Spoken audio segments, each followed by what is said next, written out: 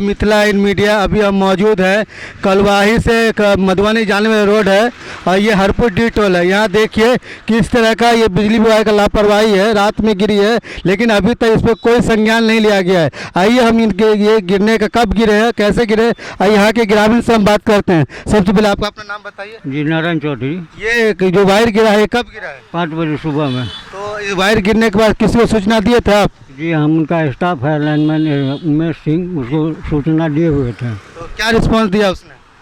वो एक स्टाफ भेजे थे, उसके बाद फिर कोई नहीं आया। उसके बाद हमने जय साहब को फ़ोन किया, जय साहब फ़ोन उठेबे नहीं किया।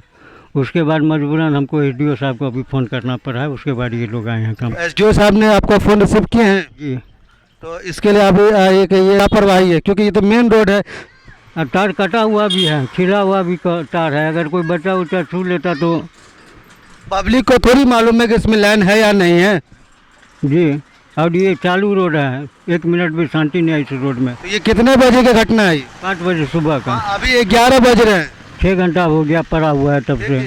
ये देखिए आप, ये किस तरह का ये लापरवाही है बिजली विभाग का।